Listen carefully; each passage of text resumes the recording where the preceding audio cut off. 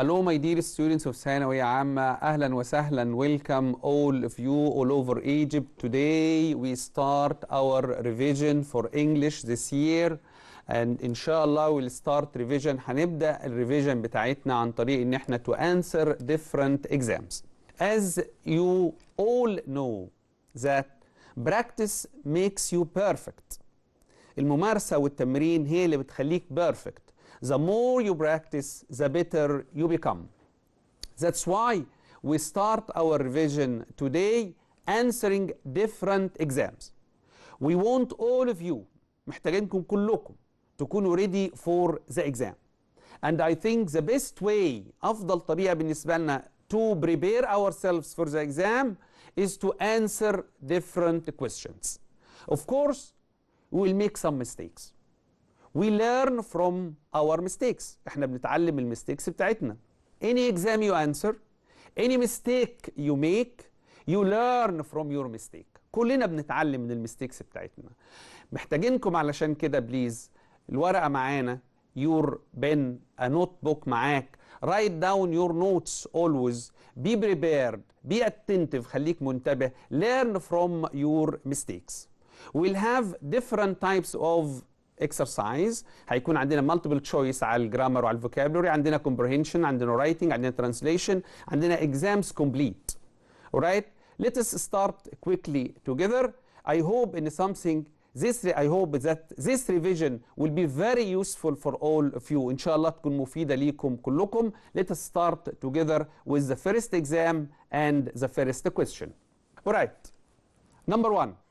Light which can make people's skin become darker is which color? Rays, space rays. At the beginning, we need to read slowly. We need to read carefully. محتاجين نقرأ كويس. We need to understand the question carefully. I hope we won't make many mistakes, inshallah.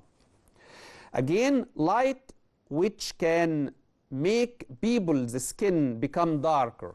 A light that can make people's skin become darker is rays. Ultrasonic, ultramarine, ultrasound, or ultraviolet rays. Of course, you know that A and C, ultrasonic and ultrasound, are used in medicine. But the word we have, ultraviolet, in unit 16, I think. So ultraviolet is the correct answer. Next question. I asked my friend to use her mobile phone to an urgent phone call. I asked my friend to use her mobile phone to an urgent phone call. Do an urgent phone call, or make, or complete, or get. Of course, we want to make calls, we use the verb make. We make, right, is the correct answer, number B. Next question. You should some certain qualities. What's meant by qualities? يكون عندنا صفات، يكون عندنا مميزات.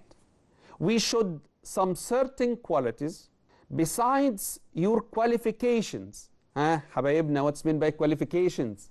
أيوة qualifications، مؤهلات. You should some certain qualities besides your qualifications to get a good job. لازم يكون عندنا إيه؟ Some certain qualities besides your qualification to get good job. The choices we have, choices اللي عندنا هي A. Prove, do, have, and plan. Of course, you should have some certain qualities besides your qualification. As you can see, the correct answer is C. Let us move to the next question. Our real should be people's minds to build a bright future. Our real investment, our real settlement, invitation, and attraction should be people's minds to build a bright future. The difference between the four words, our real investment اللي هي استثمار. If you don't know the meaning of the word, just write it down. استثمار, investment, settlement استقرار، invitation دعوة، attraction جذب أو انجذاب. Our real investment استثمارنا number A is the correct answer. Our real investment should be people's minds عقول الناس to build a bright future of course. Next question. This company has a good economic reputation because of its high quality. This company has a good economic reputation. Economic reputation يعني سمعة اقتصادية. Because of its high quality its high quality products, high quality citizens, high quality leaves or roots. Of course, when we speak about companies, we speak about the verb produce. So here the noun for the verb produce, actually we have 4 nouns for this verb. So produce has 4 nouns. Noun for someone, producer المنتج. And production دي كلمة معناها إنتاج and it's uncountable noun. And we have a noun which is countable. Product and products. So see now 3 nouns for the same word produce. Producer, production, product or products, and this is a countable noun. And we have a 4th noun which is produce. Produce the same spelling as produce, but produce. Produce اللي هو الانتاج الغذائي أو الزراعي أو whatever اللي هو for food. So this is a very important verb for all of us. So the company has good economic reputation because of its high quality products. Next one. After this long drought, فترة جفاف, the plants need to be, محتاجين ايه البلانتس النباتات؟ refrigerated, irrigated, elevated, separated. Which word related to lack of water? Which word means that plants need some water? Of course, the correct one is number B, irrigated. Irrigate يروي, irrigation الري. Next one. Some animals can live in extreme weather conditions. Some animals can live in extreme weather conditions. The antonym of the word extreme is. And here, with this type of question, let me stop a while. Please, I don't want you to mix. ما تغلطش I don't want you to be confused about using antonym or synonym. Antonym here العكس opposite. يبقى you need to take a breath, تقف شوية تشوف أنا هاخد opposite meaning ولا هاخد the same meaning. Here هناخد الانتونيم اللي هو opposite meaning.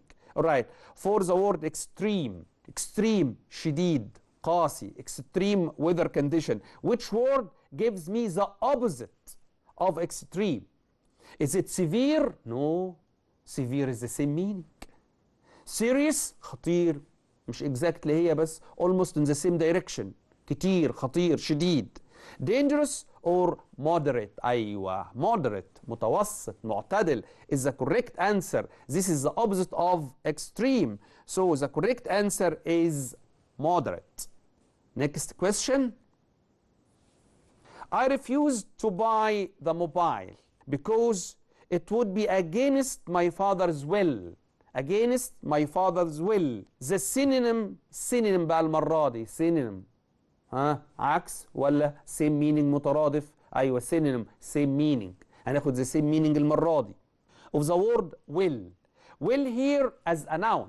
احنا عارفين ان will دي في modal verb اسمه will. will followed by infinitive ودي بتشير للفيوتشر، لكن ما بتكلمش على الفيربس، بتكلم عن الناون. الويل هنا alright ممكن تكون اخذنا في اور syllabus هنا will اللي هي legal document اللي هي الوصيه اسمها will، وممكن will كمان تكون against my father's wish او what my father want. This is what we have here in this question. So I refuse to buy a mobile because this is against, ضد my father's will. Will against what my father want. So what's meant by will here? ايه بقى السينونيم بتاع will هنا؟ نقرا carefully بالراحة إن شاء الله. Every half a mark is very important for your future. Desire, idea, aim, reason. ونجرب. Try. I refuse to buy the mobile because it would be against my father's desire, against my father's idea, against my father's aim or reason. Of course, the word which gives the same meaning as well is number A, correct choice. Thank you. Desire. Next one. Dr. Magdi is a famous doctor. He graduated medicine 20 years ago. Graduated.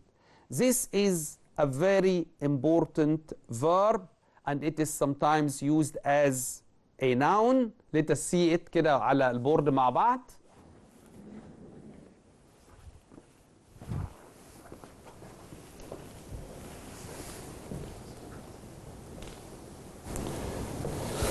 The verb graduate is followed by three prepositions. Followed by three prepositions. Either in or from or as. لما بنقول graduated in بنقصد التخصص اللي هو اتخرج منه.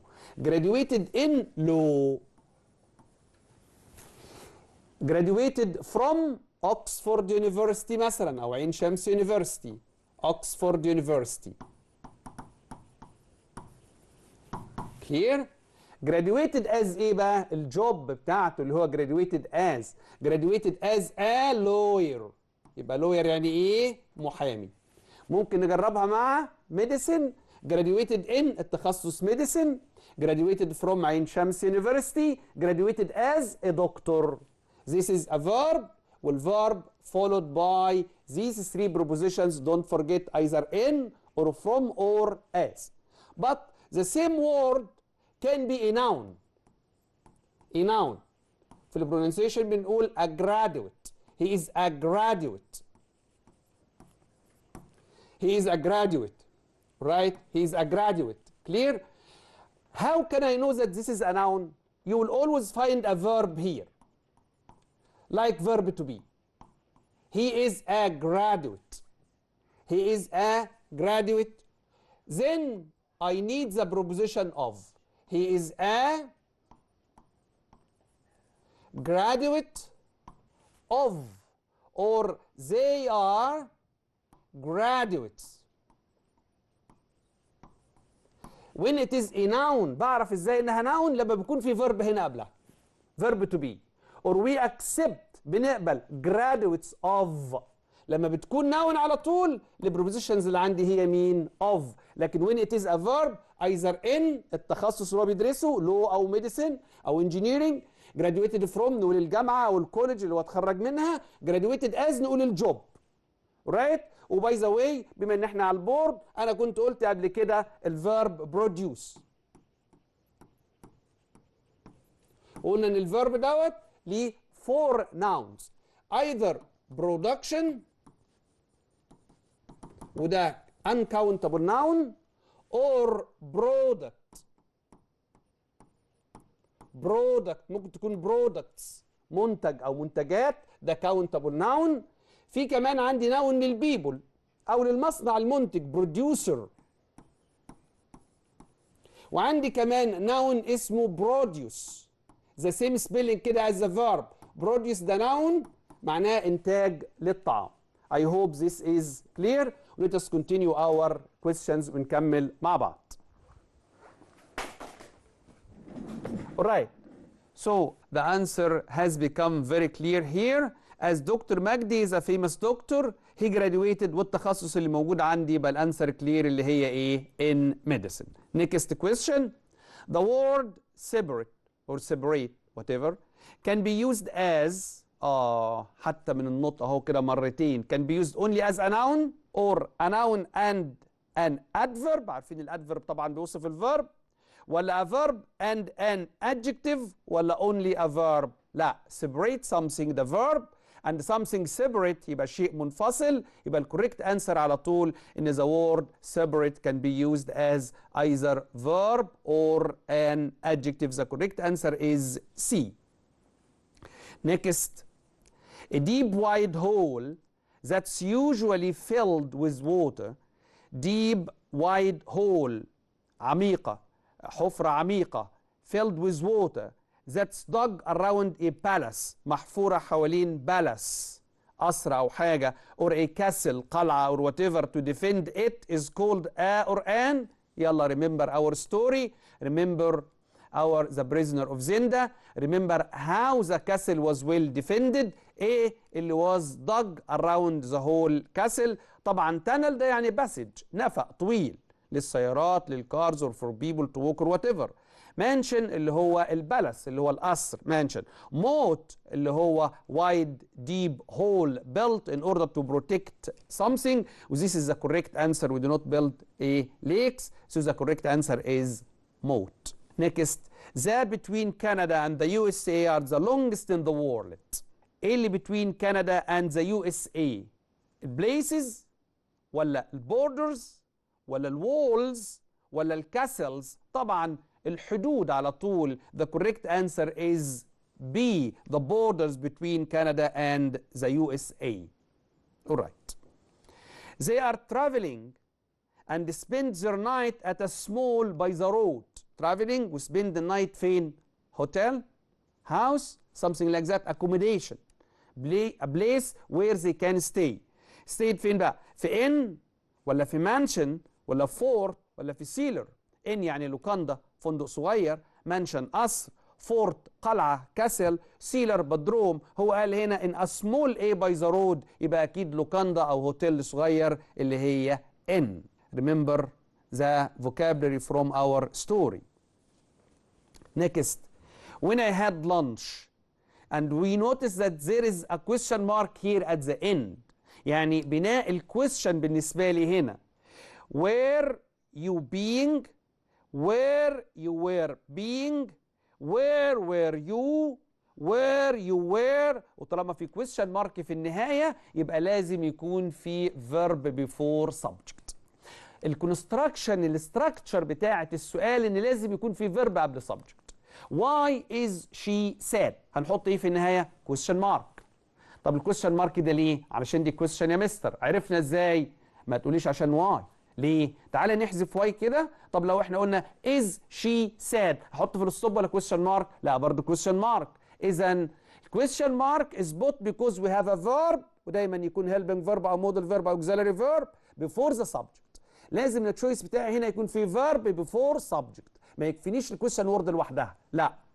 يعني where you being طبعا حتى مش correct structure ان اقول you being لكن هنا subject before verb. where you were you جايه قبل where كده ما اقدرش احط question mark في النهايه. نمبر سي where were you عند الفيرب before the subject اهو.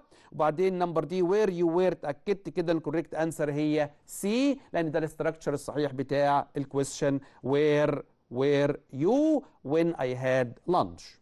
Next, I wish I something to eat with me at the park. There is no restaurant here. I wish. wish طبعا followed by past all the time. طالما في subject بعد wish يعني في I wish I wish he, she wishes he or they. طالما في subject بعد wish يبقى لازم past. only past. يعني نعمل ايه يا مستر؟ يعني ممكن ان احنا نستبعد الانسرز اللي فيها بريزنت. ايه الانسر اللي فيها بريزنت عندي هنا؟ اللي هي سي have taken. مش ممكن ابدا have taken can come after wish وفي subject، لازم يكون باص. طيب في had taken في was taking وفي took. طيب نرجع للسيتويشن كده. I wish I something to eat with me at the park.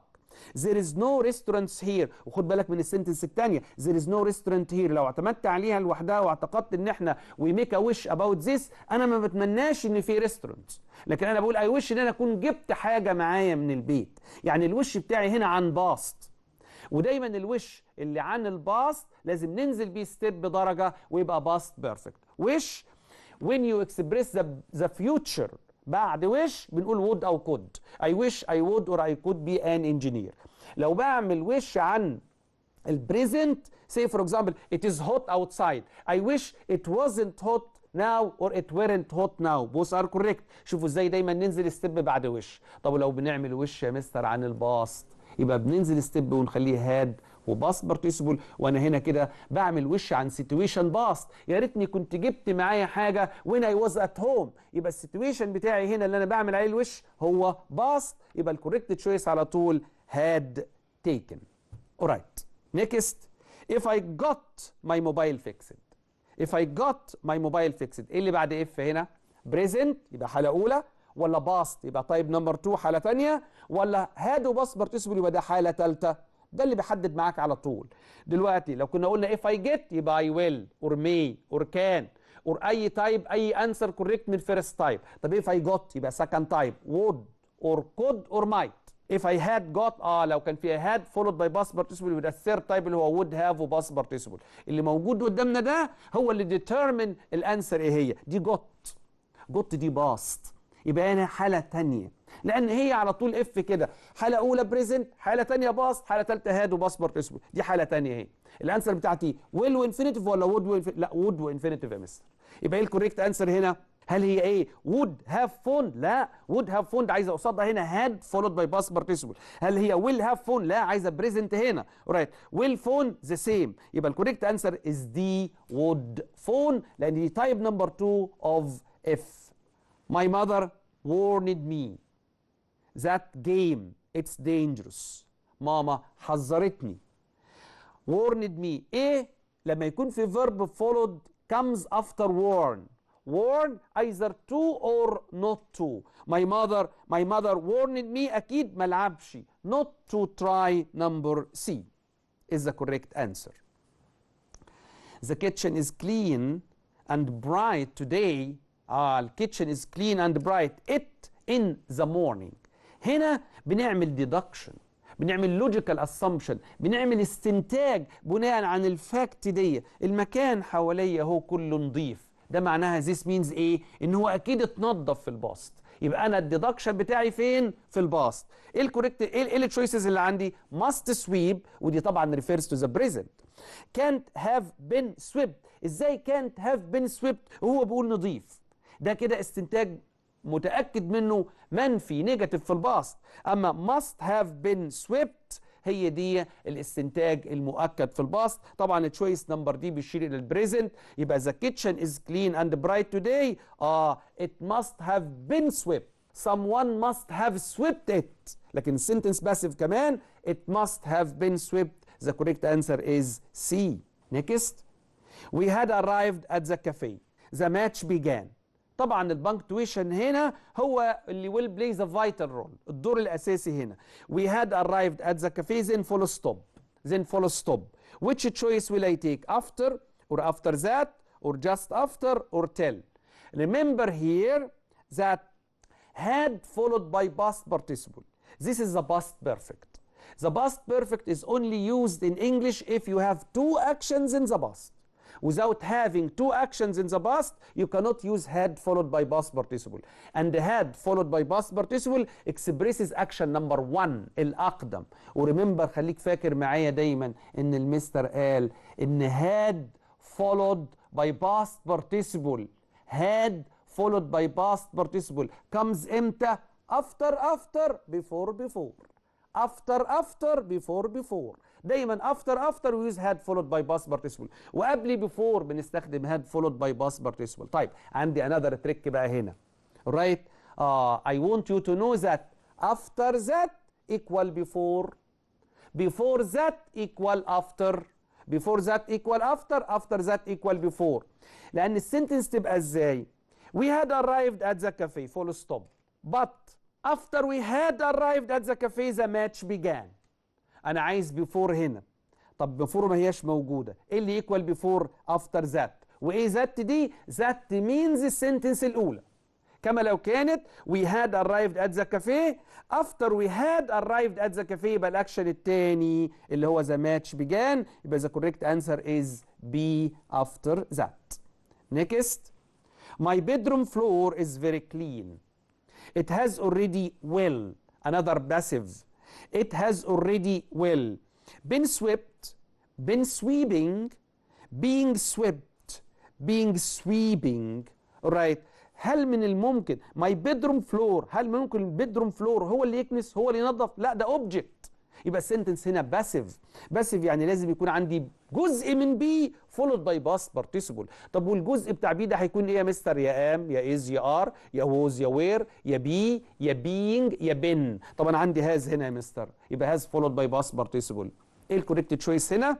اللي هو عندي حاجتين، في بين سويبت وفي بين سويبنج. عشان يكون باسيف يبقى لازم فيرب تو بي يكون فولود باي باست بارتيسيبل، زي ما كل حبايبنا الشطار عارفين. ذا كوريكت انسر از A. فريلانس وركرز، العمال اللي هم بيشتغلوا فريلانس، اللي هم يعني بيشتغل حر كده عند ميني كامبانيز، مش مرتبط بكامباني معينه. have to their own accounts. انا عندي اكسبريشن بقى هنا مع do مع make. ارجع على طول يونت 1 يونت 5. Unit 1 and Unit 5 you have different expressions how to use make and do. So accounts دايما do accounts على طول، يبقى هنا correct choice is A. This is the man helped my grandfather last week. This is the man. انا عايز اختار relative pronoun هنا. مين اللي ينفع يعود على المان؟ ينفع whom وينفع who، لكن ما ينفعش where ولا which. انا كده استبعدت سي واستبعدت دي. ده مان يا عم، ازاي ممكن ان هو كان بيفولد باي وير او ويتش؟ لا، يا اما هوم يا اما هو. افرق ازاي يا مستر؟ اورايت. هو كان فولو بتيجي للبيبول لما يكونوا سبجكت ولما يكونوا اوبجكت، انما هم فقط بتاتي لما البيبول بيكونوا اوبجكت. طب بعرف ازاي؟ ان هوم از نوت فولود باي ا فيرب. هوم از نوت فولود باي ا فيرب. هوم اي سو ماشي، whom I saw، whom she met ماشي، لكن طالما في فيرب مباشر يبقى انا عايز subject، ما ينفعش معايا غير هو طبعا، والكوريكت تشويس هي B. Next, furniture in this shop is sold. You can look in another shop. Furniture. Every, both, each, all. والسكرت السر هنا ان furniture دي uncountable. uncountable word. Every followed by singular noun و each followed by singular noun و both بتكون followed by two people. يبقى مين اللي هنا كان be followed by uncountable noun؟ طبعا فقط all. Next. If or should or were or had she be asked now, she would refuse to offer. She is in a bad mood. she be asked now she would جواب شرط. انا عايز if، انا عايز شكل من اشكال if هنا، بس انا مش هقدر اختار if هنا. Do you know why؟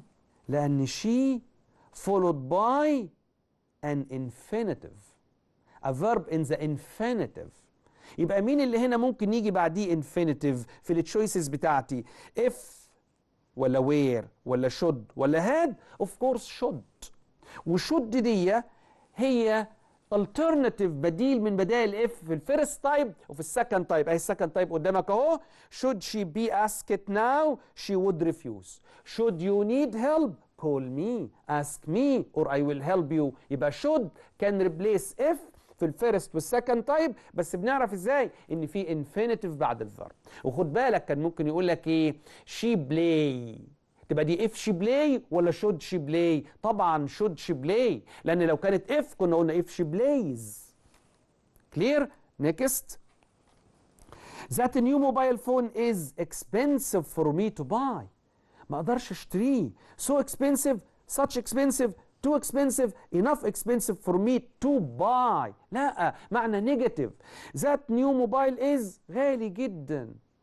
too expensive for me to buy is the correct answer. Tomorrow I will see ندى. إسراء said she would see ندى إمتى؟ أيوة indirect speech. في الindirect speech التشينج بتاع الادفيربس، أنا عندي tomorrow بتتحول لإيه لtomorrow؟ ممكن تتحول ل 3 words. either the following day or the day after or the next day. مع الindirect دايما بناخد either the following day or the day after or the next day، والتشويس اللي عندي هنا اللي هو the following day في indirect speech. Next. I suggest that exercise 2 again. suggest كلمتين صغيرين. suggest لو في فيرب مباشر بعد suggest يكون gerund. I suggest going, doing, eating, making. أما suggest that يبقى الكومبليت الفول سنتنس بتاعت suggest لما يجي بعدها subject يبقى I suggested that she should see a doctor. that she should see. وأحيانا كتيرة leave out نترك ايه that وشود فتظهر معايا على انها subject then infinitive. انا بقول infinitive ما بقولش present. here I suggest that she يبقى المفروض she should do so and so. طب واحنا استغنينا عن should يبقى الكوريكت انسر she do اللي هي ايه. وبليز don't make any mistakes here. في ناس ممكن تقول ازاي she بعدها do. ايوه عشان في هنا should بس مخفيه مش ظاهره. right يبقى I suggest that she should do. دايما imagine كده suggest that subject should plus infinitive. So the correct answer is she do. noise me headache. noise دايما تديني هيدك بتسبب لي هيدك. ايه الكوريكت تشويس عندي هنا؟ noise does ولا noise has ولا noise gives ولا noise makes. noise of course gives me headache. easy question for all of you. now my dear students we move to another section of our exam, reading comprehension passages. with dealing with comprehension passages محتاجين some strategies بسيطة. alright طبعا في الإكزام مش جنبك حد هيترجم لك ولا ديكشنري ولا هتخش على جوجل ولا تعمل حاجة. طيب the best thing in order to answer comprehension questions ان يكون عندك vocabulary كويس. نحفظ vocabulary كويسة. vocabulary دي مهارة مهمة جدا. analyze نشوف لو في dates لو في numbers لو في adjectives لو في steps معينة. دايما underline الimportant information when you read. وممكن تقرأ مرة سريعا وبعدين you go to the questions بسرعة وبعدين ترجع مرة تانية للباسج تبقى انت عارف انت بتدور على ايه. let us start كده مع بعض الريدنج comprehension اللي موجودة. ومعلش I am so sorry I am not going to translate every word. You have some words here translated. أنا عايزك تعيش جو الامتحان. في الامتحان you do not have someone sitting next to you بترجم لك. alright تعالوا كده نشوف الأول نقرأ باراجراف نمبر 1 و try to summarize باراجراف نمبر 1 أو قد إيه إحنا فهمنا من باراجراف نمبر 1. Have you watched a video or a movie on the internet? Have you downloaded any material from the internet? Have you shared any videos before? Do you think it's legal for these sites to share these materials without the owner's permission? هوك اهو الرايتنج اهو بنستفيد منها. حاجة تانية اهو ده هوك بيعمل ايه؟ بيشد انتباه الناس عن طريق different questions اهو. Have you watched video, movie on the internet? Have you downloaded any material from the internet? Have you shared any videos before? Do you think it's legal for these sites to share these materials without من غير الاونرز بيرميشن؟ movie studios and recording companies are in a constant fight. constant fight مش هقول المينينج بتاع constant علشان هي جايه في الكويستشنز. constant fight you can try to understand من الوردز اللي حواليها. constant fight against piracy. piracy اللي هي القرصنه او السرقات الادبيه. the internet is the worst culprit اللي هو المجرم او اللي يرتكب المخالفه. People often upload or watch pirated material, especially on the video sharing sites. يبقى what is the main idea here عن pirated materials. الماتيريال اللي هي متقرصنة مسروقة through the internet. في هنا مين؟ أطراف people وفي هنا الكامبانيز. نشوف ازاي how the idea will be developed. أنا بنحاول إن احنا to get to analyze the text. Sorry, I don't want to give every single word to you in Arabic. This is not the true situation you will be in the exam. مش ده السيتويشن الحقيقي اللي هتكون فيه موجود فيه في الإكزام. The companies try to shut down these sites. How the companies try to fight this? They even sue يقاضي the people using this material. Still, it has been of little use thus far. لكن up till now, they are not successful to fight these people who steal these materials. There are just too many people and websites with pirated materials. Sites كتيرة, too many. As well, these methods are making the studios and the companies unpopular with the public. الحاجات دي بتخلي الكمبانيز دي unpopular with the public, with people. People do not like the studios and the companies, although they have the right. إنهم they defend their right. People are starting to see these companies as greedy, not generous, greedy. However, a new kind of software may change the nature of this fight. هنا عندنا نقلة بقى. في a new software may change the nature of this fight. Amazingly, it is advertising software that's making a difference. في software بيعمل difference هنا instead of ان احنا نقاضي او نقفل الشركات دي. This new software can actually analyze. بيعمل ايه؟ analyze، يحلل videos on the internet when it finds a pirated video clip. لما يلاقي pirated video clip مسروق pirated, it doesn't report it. ما بتعملش حاجة. It instead بتعمل ايه؟ It just puts an ad at the bottom of the video. تحط ad ده تصغير الادفرتيزمنت او advertisement اللي هو اعلان. This ad for the original source of the material. الاد ده من الشركة المنتجة الأصلية. For example, it could show a link to the website of the studio or recording company. ممكن الاد ده يوصلنا للأوريجينال كمباني، يعلن عن برودكت منتج للأوريجينال كمباني. Or it could show an ad for a product that the company owns. In this way، وبهذه الطريقة، each pirated copy، كل pirated copy would actually help make money for the original company. وده كده ممكن يرجع الحق تاني لاصحابه or something like that. طبعا of course in the exam ان شاء الله you will have the chance انك انت to read it again. After this reading you will go to the question. احنا دلوقتي هنروح للكويستشن مع بعض و try to remember. Question number 1. The main idea of this passage is that. ايه المين ايديا هنا؟ Video companies new piracy، ولا how to produce movies، ولا a new way to fight piracy، ولا beat them not join them. طبعا الايديا كلها showing us how to fight this pirated material. So and I think the main idea here of this passage is that a new way to fight piracy is the correct answer, number C. Alright my students, next the synonym. مرة تانية pay attention. Synonym مترادف of the underlined word constant. يعني ايه constant هنا في الباسج؟ كانت all the time. constant means all the time. Which is the correct choice here? steady ولا sleepy ولا steepy ولا stingy؟ لا طبعا the correct choice is steady. Thank you. Next, video piracy, movie studio and recording companies. هل supports ولا benefits ولا enhances ولا harms؟ طبعا supports بيدعم يساند، benefits بيفيد، enhances معناها improve، ولا harms؟ طبعا بالتأكيد harms.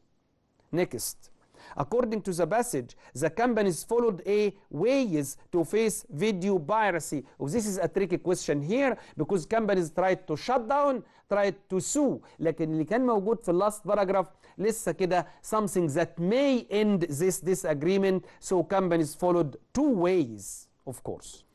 Instead of fighting the pirated videos, the companies them. الكمبانيز بدل بقى ما هي long time fighting، لكن لقينا طريقة تانية. Instead of fighting them الكمبانيز قالت نعمل ايه؟ نستفيد منهم. فين نستفيد هنا؟ watched, shared, made use of, or ran away, of course, made use of. Next, when the software finds a pirated video clip, it doesn't report it. The underlined word is a or an. pirated word دي noun ولا verb ولا adjective ولا adverb؟ ايه هي بالظبط؟ هو بيقول لي pirated video clips، يعني صفة الفيديو كليبس بان هم pirated، يبقى دي ايه على طول؟ clear adjective of course.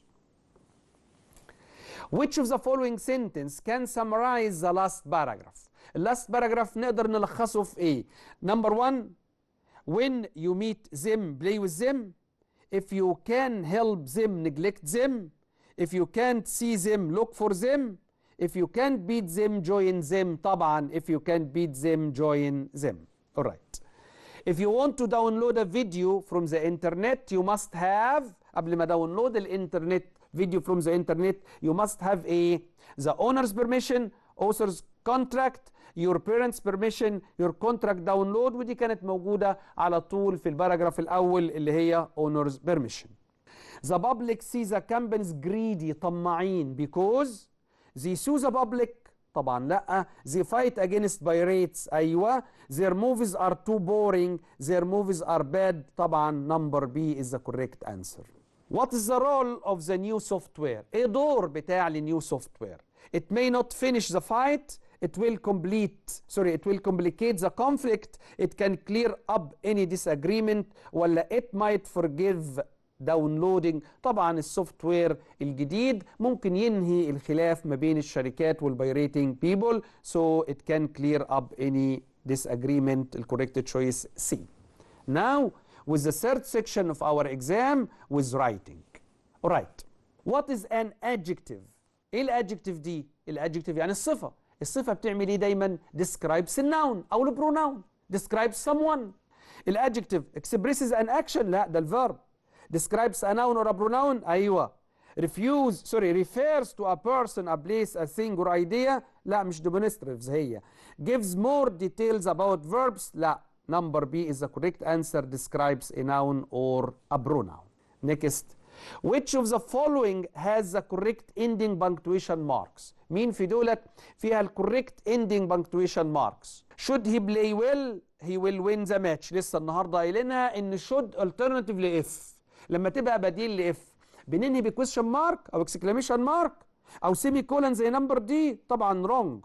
الكوريكت اندنج ان دي سنتنس عاديه although it seems انها كويشن. should she play well he will win the match. number C is the correct choice. which of the following has the correct punctuation؟ مين في دولت في البنكتويشن الصحيح؟ he is a strong healthy man. مفيش أي كومز ولا أي حاجة. he is a strong healthy وفي كوما بعد strong وهيلثي ومان. و he is a strong healthy وبعدين man. he is a strong وبعدين healthy man. لما يكون التو adjectives كان are interchangeable يعني ممكن أغيرهم. يعني ممكن هنا أقول he is a healthy strong man ولا لأ؟ هل اقدر احط بينهم and ولا لا؟ اقدر احط بينهم and. ممكن اغيرهم مع بعضهم يعني التو adjectives مش مختلفين دولت coordinate adjectives. طالما التو adjectives interchangeable هنا ممكن يتغير مكانهم يبقى لازم يكون في كوما.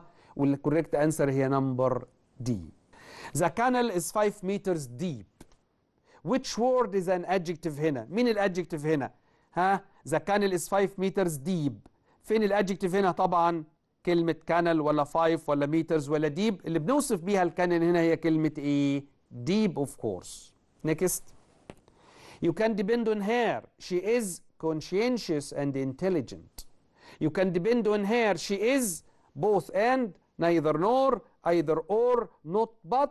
طبعا you can depend on her عشان فيها صفتين conscientious و intelligent.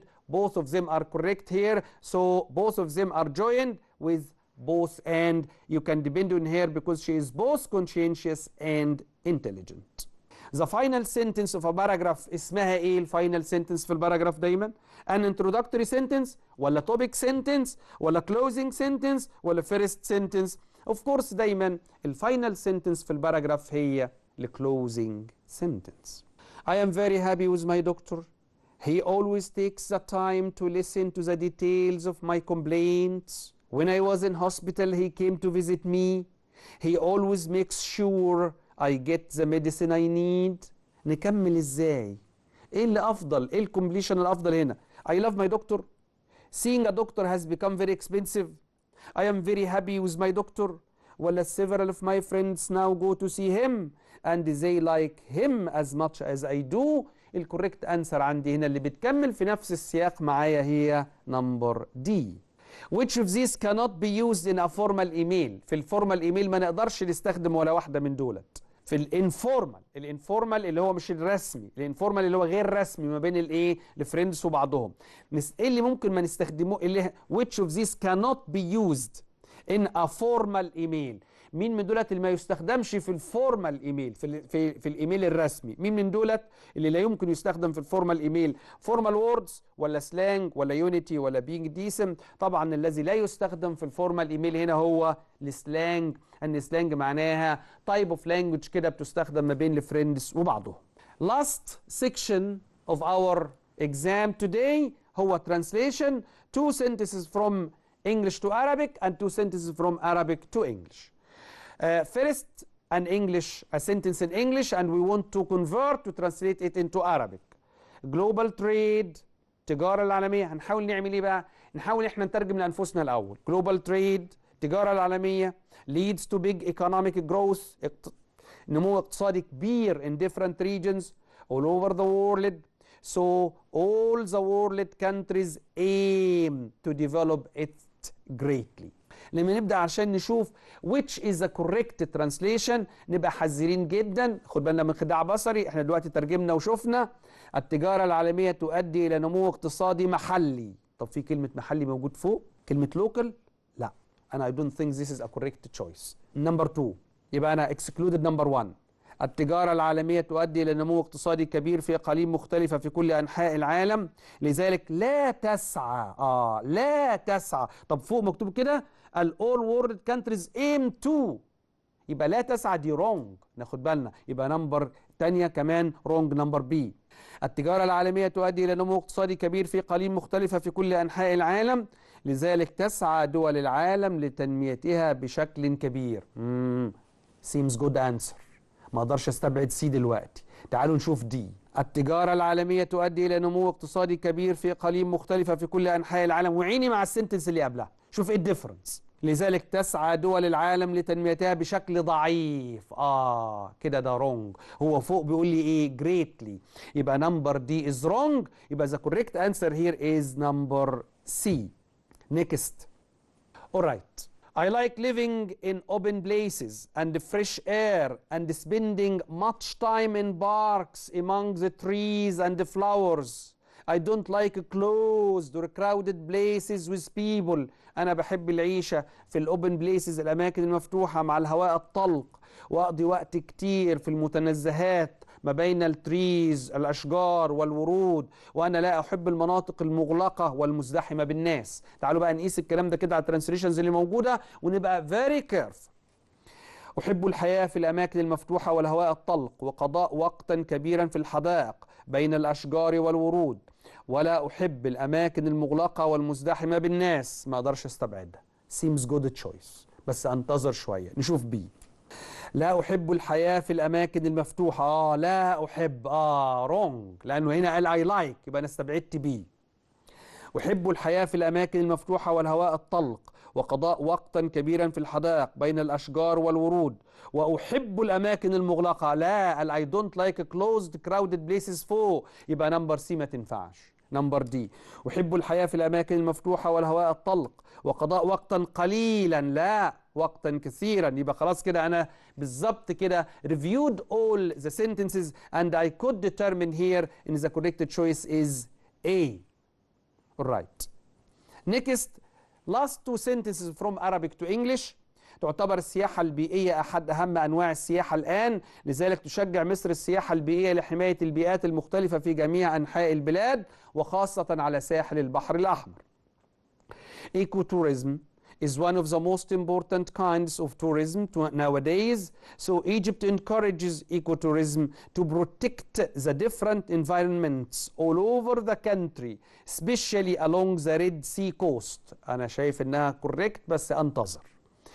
Ecotourism is one of the least important. لا فوق الموست استبعد B. Ecotourism is one of the most important kinds of tourism last years. لا ده nowadays استبعد C. Ecotourism is one of the most important kinds of tourism nowadays. So Egypt encourages ecotourism to destroy. Wrong. يبقى the correct answer على طول is A. Last.